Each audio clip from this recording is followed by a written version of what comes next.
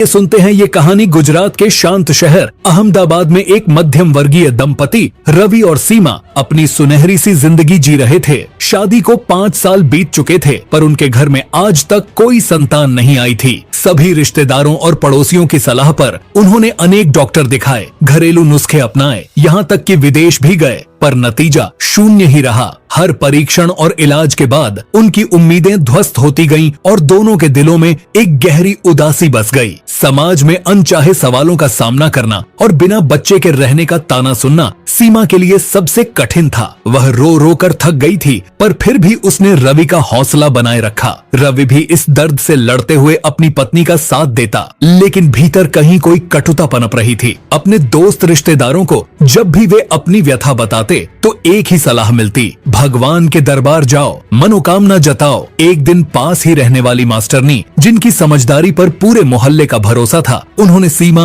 और रवि से कहा, बालाजी के मंदिर जाइए, वहाँ की मिट्टी चाटिए, चावल चढ़ाइए, 10 दिशाओं में प्रसाद बंटाइए, परम भक्तों की कृपा होगी। शुरुआती तौर पर रवि ने कहा, ये सब हस्ताक्षरित डॉक्टरी विज्ञान की जगह क्या ले सकता है, पर सीमा की जननी प्रवृत्ति और पास की मास्टरनी की नजदीकी सलाह ने रवि को झुकने पर मजबूर कर दिया। उस शाम चुपके चुपके दोनों बालाजी मंदिर गए। मंदिर में धूप दिए की लाली में भक्तिमय वातावरण ने सीमा के मन को थोड़ी राहत दी, पर रवि के मन में शंका की छाया बनी रही। सीमा ने तिलक, भोग और आरती में पूरे मन से भाग लिया, जबकि रवि सिर झुकाकर चुपचाप बैठा रहा। दोनों ने एक ही बात मन ही मन परोसी, भगवान हमें संतान दें। मंदिर से लौटते समय सीमा में एक अनजाना उत्साह था, पर रवि के चेहरे पर संवेदनहीनता टिकी थी। फिर भी उन्होंने मन ही मन संकल्प लिया, कहीं कुछ चमत्कार हो जाए तो बेहतर। उस रात दोनों को नींद नहीं आई। दोनों की आंखें एक दूसरे की ओर देखती रहीं, पर कोई शब्द नहीं बोले। बस एक अजीब सी आशा सी दिल में जागी थी। अगर जीवन में एक बदलाव ही होने वाला था, तो अब समय आ गया था। 1 साल बीत चुका था जब सीमा और रवि को पता चला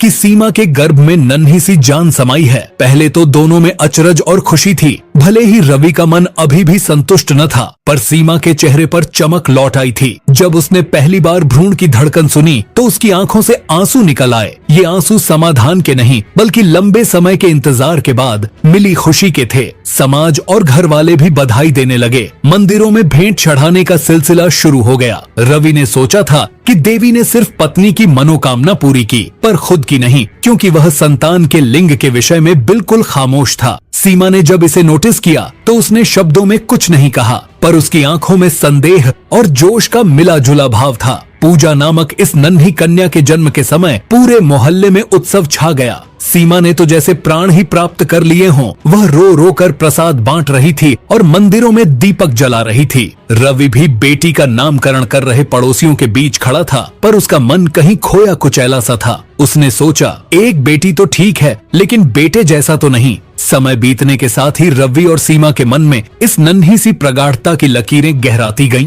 सीमा ने छोटी छोटी खुशियों में पूजा को शामिल किया। पहला दांत निकलना, पहला कदम बढ़ाना, पहले शब्द बोलना, हर घटना में उसने पूजा के कानों में बजरंग बली का जय घोष कराया। पर रवि चुप रहकर इन सब को वैज्ञानिक चमत्कार समझने लगा, यह सोचकर कि मनोवैज्ञानिक सिक्योरिटी से कोई बच्चा भी रोज मजबूत होता है, पर देवी की मनोकामनाएं मानविकी मापदंडों में नहीं बंधी होती। जैसे ही सीमा ने पूर्णाधार पर विशेष पूजा अर्चना की, माँ बेटी का अटूट बंधन मजबूत होता गया और रवि के भीतर एक हल्की परत टूटने लगी। जब पूजा रोती, तो रवि के भीतर भी सहानुभूति की हल्की कंपकंपी गुजरने लगी। इसी बीच सीमा ने फेसबुक पर अपनी कहानी साझा की, कैसे बालाजी के रूप में देवी ने एक संतान की सौगात दी। कुछ ने तारीफ की, कुछ ने शंका जताई, लेकिन सबका ध्यान इस छोटे छोर पर अटका रहा। एक मायूस दंपति की अनूठी कहानी, जिसने सोशल मीडिया पर हलचल मचा दी। जैसे जैसे पूजा बड़ी होने लगी, सीमा और पूजा का संबंध मजबूत होता गया। पूजा की मुस्कान देखकर सीमा को हर सुबह